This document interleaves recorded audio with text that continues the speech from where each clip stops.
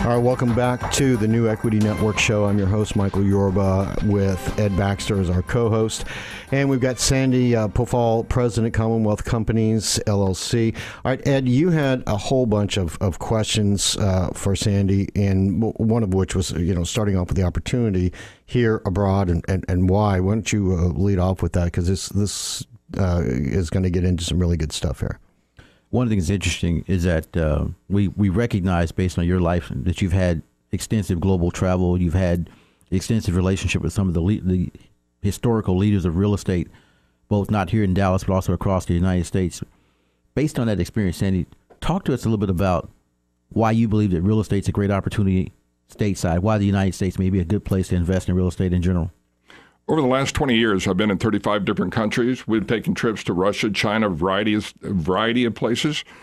And I'll tell you, the United States is just amazing. It sounds funky, but it is freedom. I mean, yeah, we sort of throw the word around a little bit, but we do it. We've got the freedom. We have the opportunity here. In Russia, China, Argentina, other areas, you don't have that opportunity. Those people come here to live, to get that opportunity. And of all the states, Texas is the best. That's why it's growing. That's why the employment base is here, because we even have more opportunity here in Texas. Oh, yeah, we do. Let's stay on that opportunity.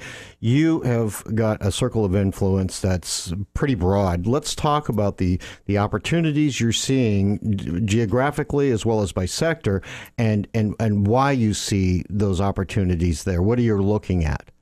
Like, one of the opportunities I'm looking at is super Walmarts are great, huge, big things, corporate. You don't have an opportunity to do something with them, but the periphery real estate is a great opportunity. We can buy those properties at not too great a price. I have one in Lamar, Colorado that is excellent. We have all the water and sewer to it. We're at the ICSC convention in Las Vegas, and that is a great opportunity. We'll be developing that within the next year. Okay, that's a geographical location.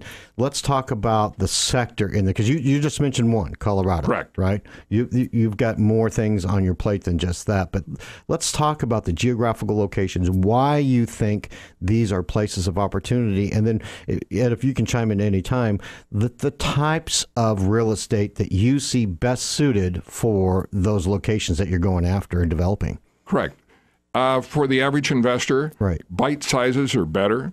And like around Walmarts, there's smaller tracts that can be bought that are more digestible than larger tracts. Also in residential real estate, there's a lot of good opportunity.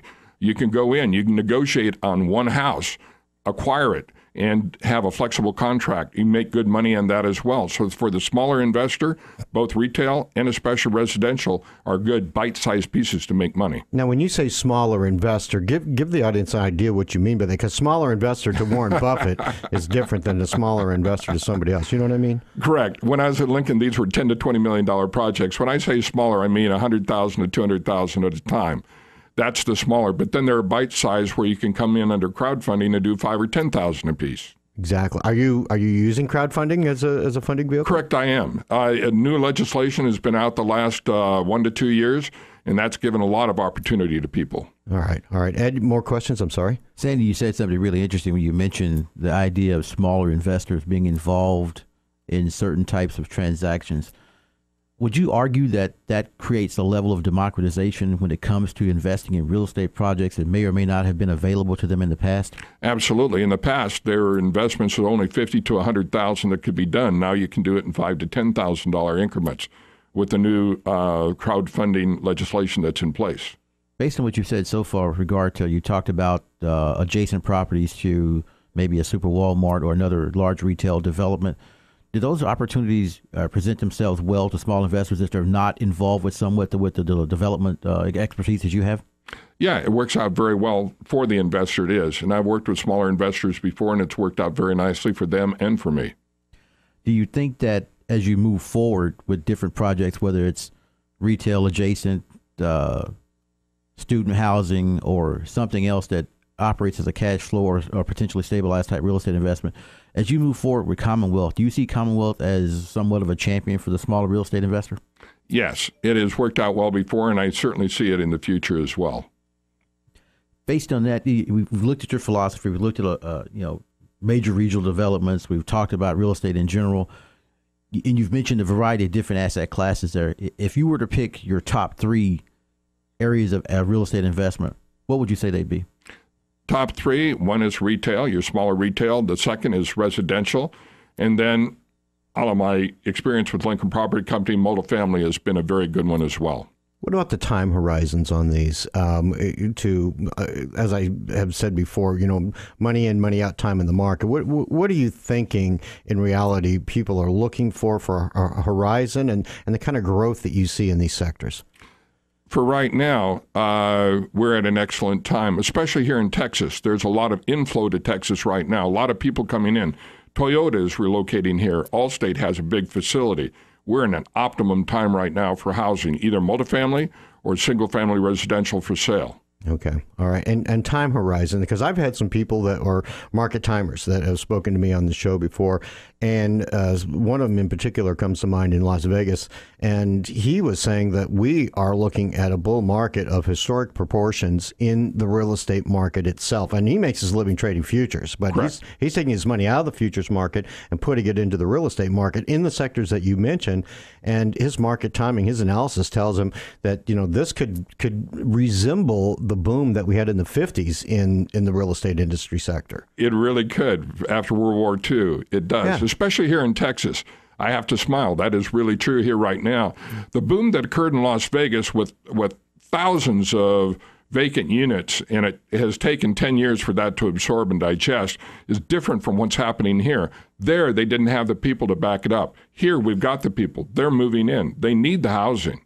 All right. So are you starting to see, because I've noticed a huge rally in the U.S. dollar, which means money's coming here from everywhere else. Correct. And in the beginning of the segment, you talked about this is the best place to invest. And we're talking about your sector, the real estate industry. We're getting people moving to Texas at 1,200 heads a day. Oh, yeah. So this is the tax basis and the need for housing here is bigger than just about any place else in the country. Do you see it the same way? Absolutely. It was cute. About 15 years ago, I went over to the Orient. Trammell Crow had bought properties over there, and I went over there to try and find investors for the properties in Fiji and in Vanuatu. Nobody is interested. I went to Hong Kong, Singapore. Everybody wanted to know what properties there were in the U.S. This is where the stability is. This is where the comfort factor is. If everything goes to hell in a handbasket in the world, U.S. is where people want to be. And primarily, I take it Texas.